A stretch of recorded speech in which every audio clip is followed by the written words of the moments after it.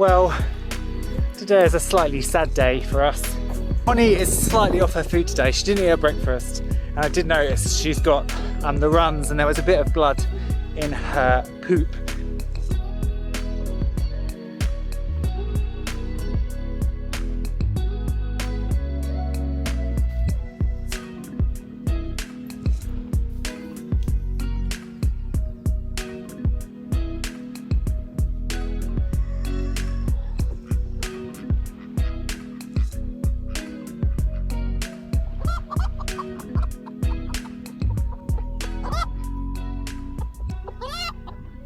Well, Connie is slightly off her food today. She didn't eat her breakfast, and I did notice she's got the runs, and there was a bit of blood in her poop. But obviously, giving birth is a major body trauma, so I'm not too concerned. Also, she has been out on grass all this time and hardly had any ewe-nuts, and now all she is having is ewe-nuts because she's stuck inside. So I've just picked some ivy. Ivy is a really good little foraged way to get ruminants eating again. So I'm just going to give her some ivy and see if that helps. And then tomorrow, all being well, I'm turfing her and the lambs back out onto pasture. Well, I'm fairly sure she already wants it.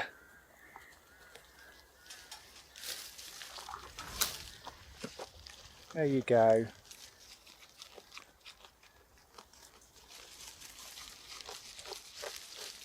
Let me put it down here.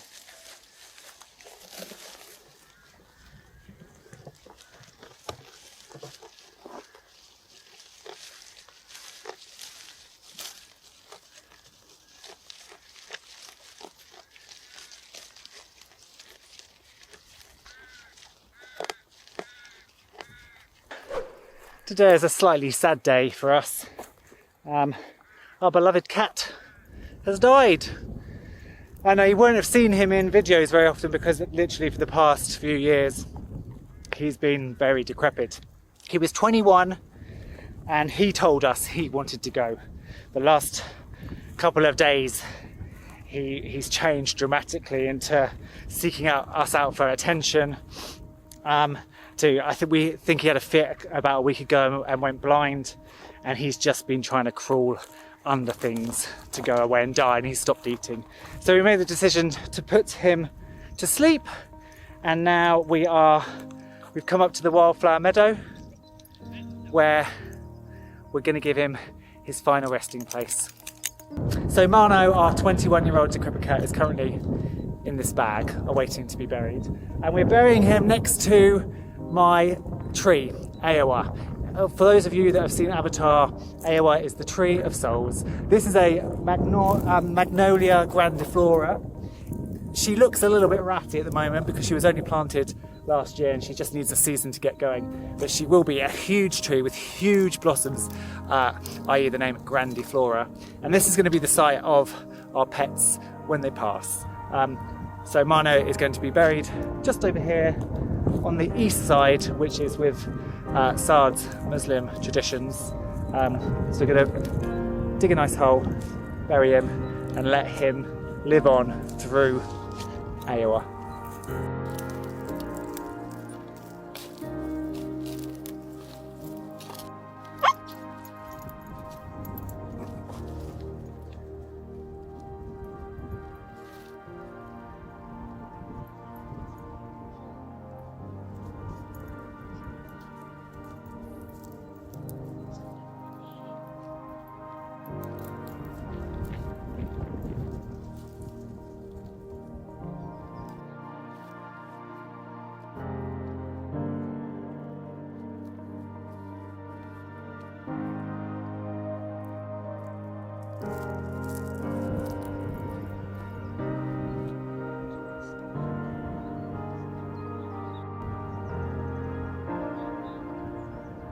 The wildflower meadow field really is the most peaceful, serene place. It's furthest away from the roads.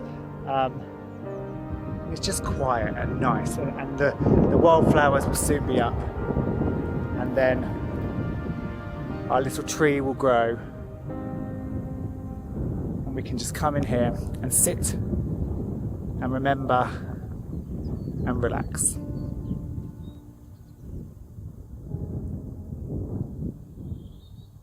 Well, I think she liked the ivy.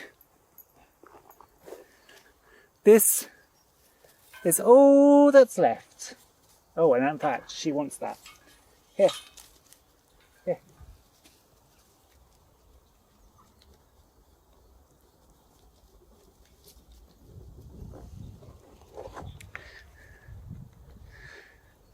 Now, some people do say that ivy is poisonous, but like with all things, I kind of feel like animals, given the freedom to graze, know what they need. And of course, if she was out in a field with hedgerows and things, she'd have just helped herself to ivy. But she knew, as soon as I gave that to her, she knew that's what she wanted. She wanted that ivy to supplement her diet, and hopefully it'll get her rumen going again.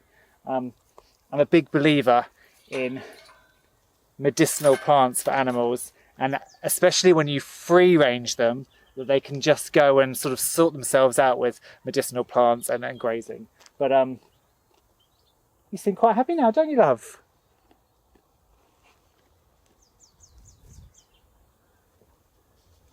I'm really pleased with how this willow dome is going. I really haven't watered this. I stuck these willow whips into the ground. They had no roots. I've watered them a couple of times, and now we have growth. Obviously not all the whips will end up rooting. Now we have started to get some leaves on them. They are going to be sucking up moisture from the ground. So I will start watering just to encourage the roots and encourage this leaf growth. But quite a few of these whips have taken hold, which is really encouraging to see.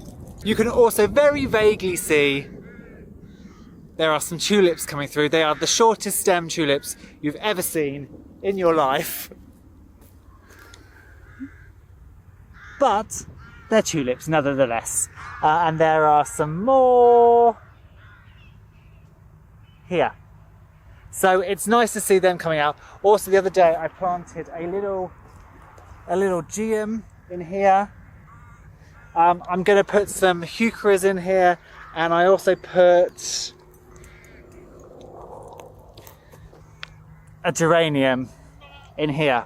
So this entire area is kind of an ornamental flower meadow. So I'm going to let the grass grow up, but just amongst the grass I'm planting some ornamentals. So we've got some hollyhocks, we've got the tulips, geums, geraniums, heucheras, and lovely little things like that, just to make it really, really pretty, to offer some nectar-rich plants for the bees and the butterflies and the wildlife, and also to offset this willow dome and the buddleia hedge that will be along there.